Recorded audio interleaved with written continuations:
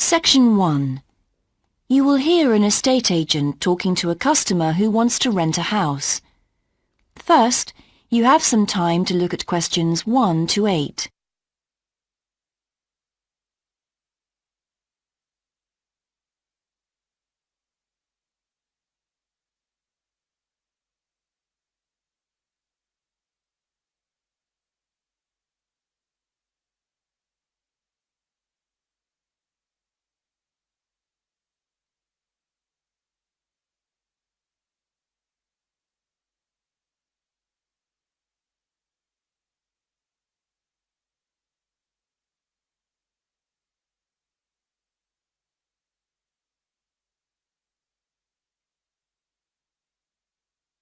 You will see that there is an example that has been done for you. On this occasion only, the conversation relating to this will be played first. Good morning. How can I help you? Hello. I'm interested in renting a house somewhere in the town. Right. Could I have your name, please? Yes, it's Stephen Godfrey. And tell me how many bedrooms you're looking for. Well, we'd need 4 because I'm going to share the house with 3 friends. The number of bedrooms needed is 4, so 4 has been written in the space. Now we shall begin. You should answer the questions as you listen, because you will not hear the recording a second time. Listen carefully and answer questions 1 to 8. Good morning. How can I help you? Hello. I'm interested in renting a house somewhere in the town. Right. Could I have your name, please? Yes, it's Stephen Godfrey. And tell me how many bedrooms you're looking for. Well, we'd need 4 because I'm going to share the house with 3 friends. OK. There are several of that size on our books. They mostly belong to families who are working abroad at the moment. What about the location? It'd be nice to be central. Oh, that might be difficult, as most houses of that size are in the suburbs. Still, there are a few. What's your upper limit for the rent? We'd like something around £500 a month, but we could go up to £600 if we have to. But we can't go beyond that. Do you know how long you want to rent the house for? The minimum let is 6 months, as you probably realise. We're at college here for 2 years, and we don't want to have to move during that time if we can avoid it. Right. And how soon do you want to move in? All our lets start on the 1st of the month. Well, as soon as possible, really, so that means September 1st. OK. Let me have a look at what we've got. We have photographs of all the houses on our book, so you can get an idea of what they're like. There's this one in Oakington Avenue at £550 a month, combined living room and dining room with a separate kitchen. It doesn't have a garage, though you can park in the road. We'd prefer to have one if possible. Right. Then have a look at this house in Mead Street. It's got a very large living room and kitchen, bathroom, cloakroom. How much is it? That one's £580. It's very well furnished and equipped. It also has plenty of space for parking, and it's available for a minimum of a year. Oh, and there's a big garden. I don't think we could cope with that, to be honest. We'll be too busy to look after it. OK. Then there's this older house in Hamilton Road. Living room, kitchen, diner, and it has a study. £550 a month. That looks rather nice. But whereabouts in Hamilton Road? Towards the western end. Oh, that'll be very noisy. I know the area. Yes, it's pretty lively, but some people like it, though. Well, what about this house in Devon Close? That looks lovely. There's a big demand for houses in that area, so prices tend to be quite high. But this one hasn't been decorated for a few years, which has kept the rent down a bit. It's got a living room, dining room and small kitchen, and it's £595 a month. I think it would suit you from what you've said. It sounds fine.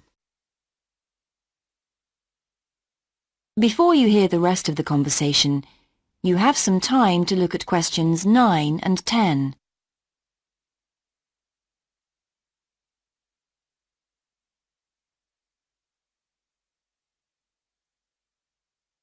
Now listen and answer questions 9 and 10. Why is that part of town so popular? Well, there's a big scheme to improve the district, and it'll soon have the best facilities for miles around. What sort of thing? There's a big sports centre under construction, which will be very impressive when it's finished. In fact, the swimming pool's already opened, ahead of schedule, and it's attracting a lot of people. What about cinemas? Are there any in the area? The only one closed down last year, and it's now in the process of being converted into a film museum. The local people are trying to get a new cinema added to the scheme. I think I heard something about a plan to replace the existing concert hall with a larger one. Ah, that's due to start next year. Well, it sounds an interesting area to live in. Could I go and see the house, please? Yes, of course. That is the end of section 1. You now have half a minute to check your answers.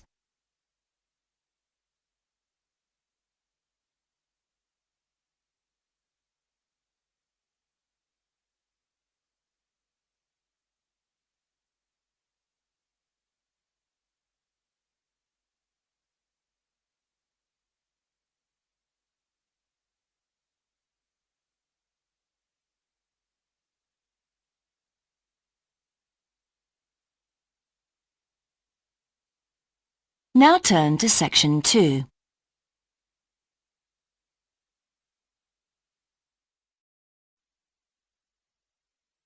Section 2. You will hear a guide at an art museum talking to a group of visitors.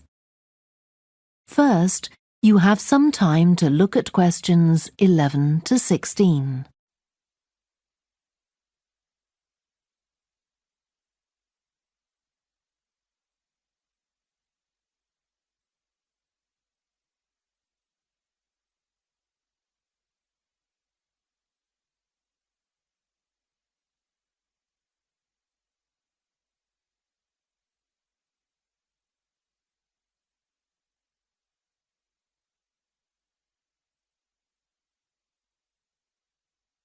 Now listen carefully and answer questions 11 to 16.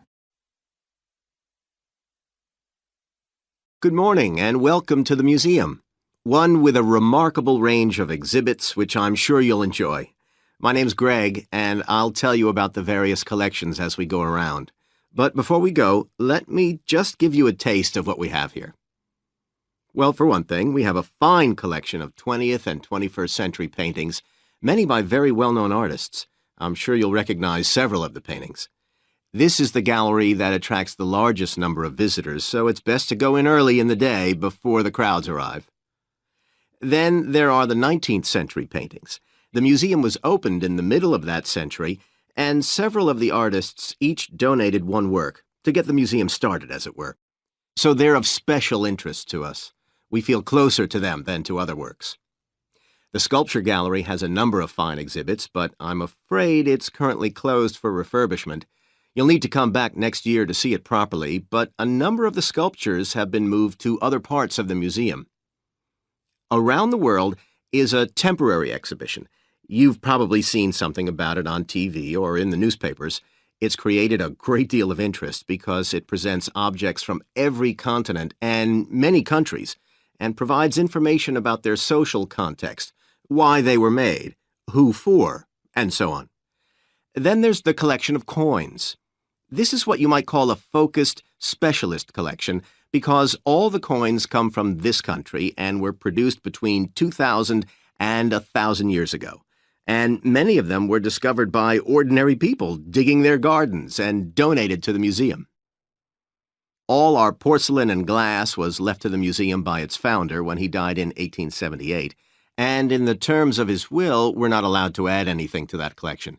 He believed it was perfect in itself, and we don't see any reason to disagree. Before you hear the rest of the talk, you have some time to look at questions 17 to 20.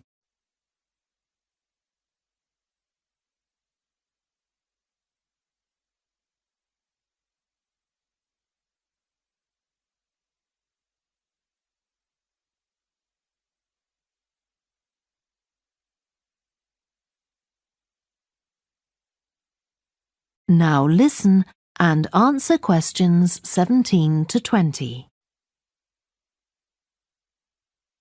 Okay, that was something about the collections, and now here's some more practical information, in case you need it. Most of the museum facilities are downstairs in the basement, so you go down the stairs here. When you reach the bottom of the stairs, you'll find yourself in a sitting area with comfortable chairs and sofas where you can have a rest before continuing your exploration of the museum. We have a very good restaurant which serves excellent food all day in a relaxing atmosphere. To reach it, when you get to the bottom of the stairs, go straight ahead to the far side of the sitting area, then turn right into the corridor. You'll see the door of the restaurant facing you. If you just want a snack or if you'd like to eat somewhere with facilities for children, we also have a cafe. When you reach the bottom of the stairs, you'll need to go straight ahead, turn right into the corridor, and the cafe is immediately on the right. And talking about children, there are baby-changing facilities downstairs. Cross the sitting area, continue straight ahead along the corridor on the left, and you and your baby will find the facilities on the left-hand side. The cloakroom, where you should leave coats, umbrellas, and any large bags, is on the left-hand side of the sitting area. It's through the last door before you come to the corridor. There are toilets on every floor, but in the basement, they're the first rooms on the left when you get down there. Okay, now if you've got anything to leave in the cloakroom, please do that now, and then we'll start our tour. That is the end of section 2. You now have half a minute to check your answers.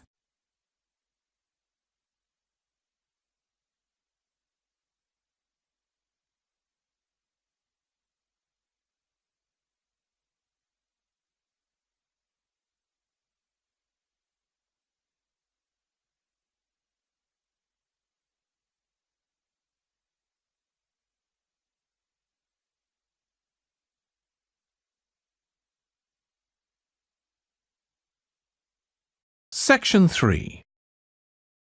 You will hear two students, Katie and Joe, discussing a presentation in their film studies course.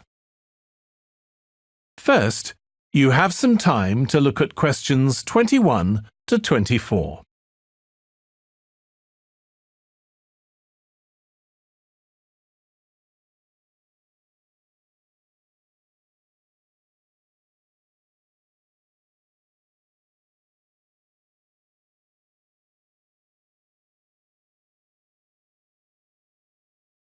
Now listen carefully and answer questions 21 to 24. Joe, you know I'm giving a presentation in our film studies class next week. Yes. Well, could we discuss it? I could do with getting someone else's opinion. Of course, Katie. What are you going to talk about? It's about film adaptations of Shakespeare's plays. I've got very interested in all the different approaches that film directors take. So I thought I'd start with Giannetti, who's a professor of film and literature, and in one of his books he came up with a straightforward classification of film adaptations based on how faithful they are to the original plays and novels. Right.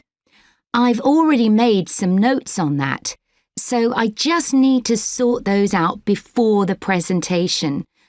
I thought that next I'd ask the class to come up with the worst examples of Shakespeare adaptations that they've seen, and to say why. That should be more fun than having their favourite versions. Yes, I can certainly think of a couple. Right. Next, I want to talk about Rachel Malco. I came across something on the internet about her work on film adaptations, and I was thinking of showing some film clips to illustrate her ideas. Will you have enough time, though, both to prepare and during the presentation? After all, I doubt if you'll be able to find all the clips you want. Perhaps you're right. OK, well, I'd better do some slides instead, saying how various films relate to what she says. That should encourage discussion. Next, I want to say something about how plays may be chosen for adaptation because they're concerned with issues of the time when the film is made. You mean things like patriotism or the role of government? Exactly. It's quite tricky, but I've got a few ideas I'd like to discuss. Before you hear the rest of the discussion, you have some time to look at questions 25 to 30.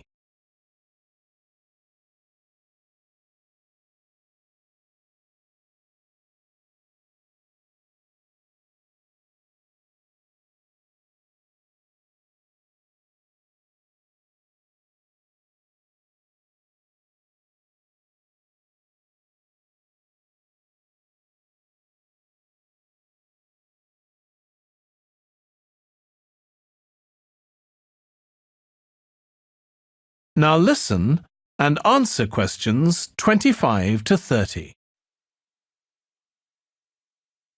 And finally, I want to talk about a few adaptations that I think illustrate a range of approaches and make some comments on them. Do you know the Japanese film Ran? I haven't seen it. It was based on Shakespeare's King Lear, wasn't it? That's right. It was a very loose adaptation, using the same situation and story but moving it to 16th century Japan instead of 16th century Britain.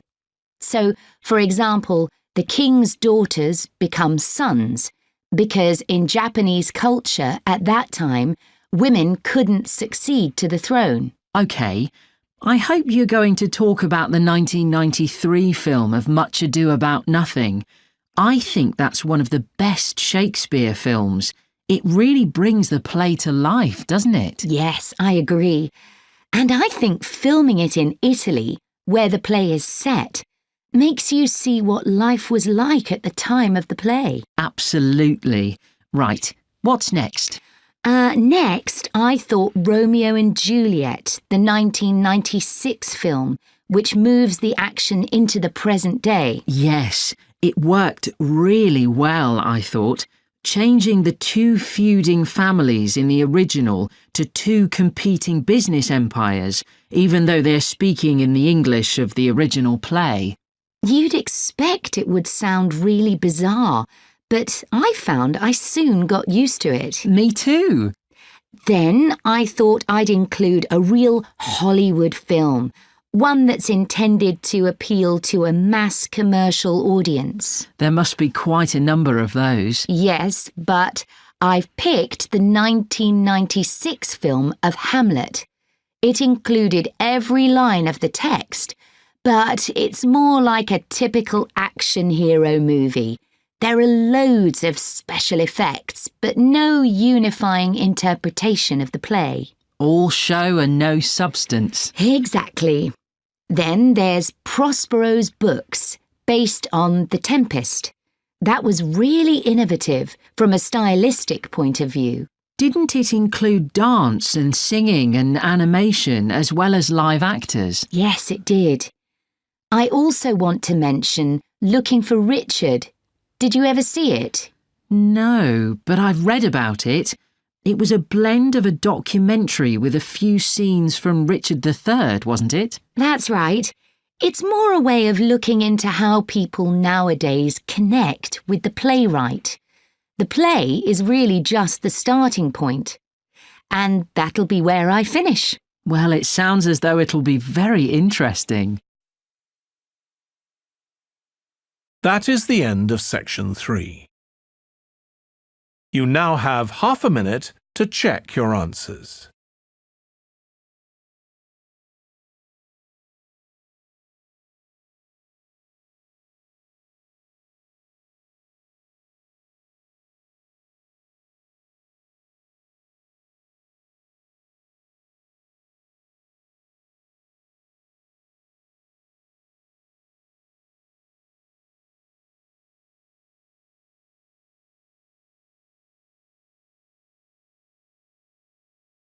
Now turn to Section 4.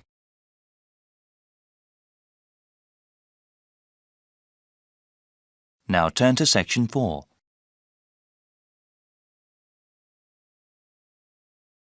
Section 4. You will hear the first part of one lecture, in a series of lectures about environmental issues. First, you have some time to look at questions 31 to 40.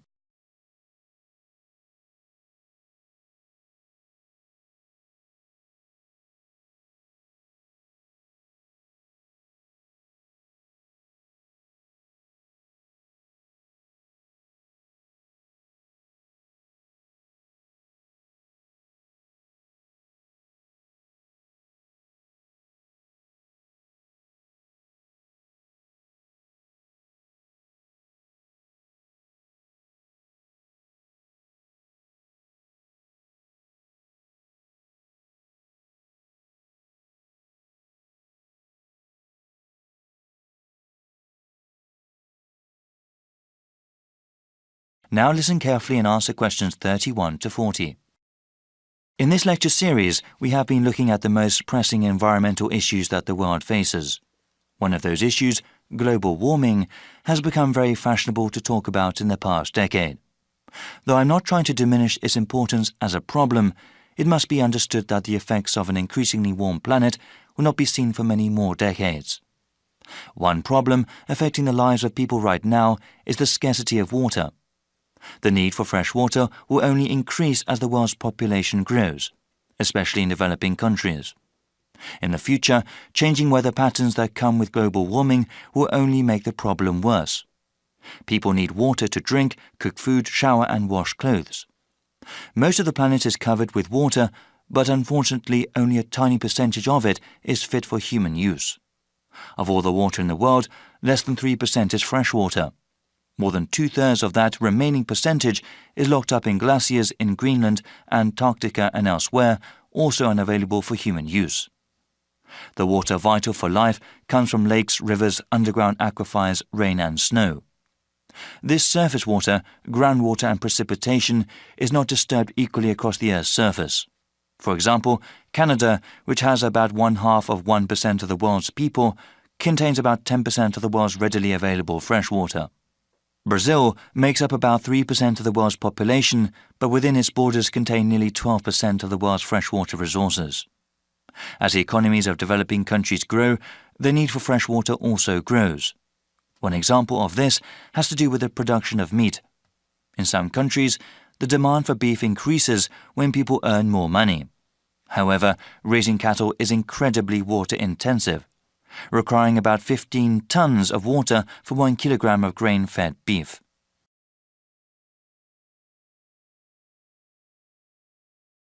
The scarcity of water has a direct impact on human life.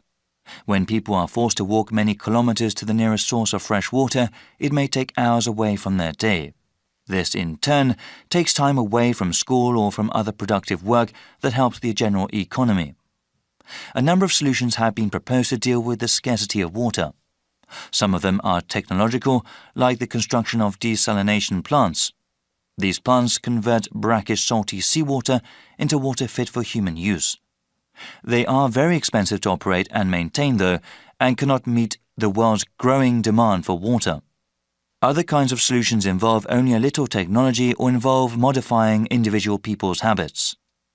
In a rural part of India, a village facing water shortage started collecting rainwater.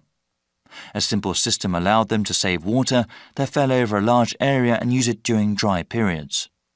In the suburbs that surround the cities of developed countries, house owners are using xeriscaping techniques. The main purpose of xeriscaping, unlike traditional landscaping, is not to use supplemental irrigation. This requires the use of plants, shrubs and trees that are appropriate for the climate. In dry areas, this means planting ones that use less water. In the future, many countries will need to use a variety of these techniques in order to provide enough water for their citizens. Water security will be of utmost importance to those governments, especially in areas that are politically unstable. That is the end of Section 4. You now have half a minute to check your answers.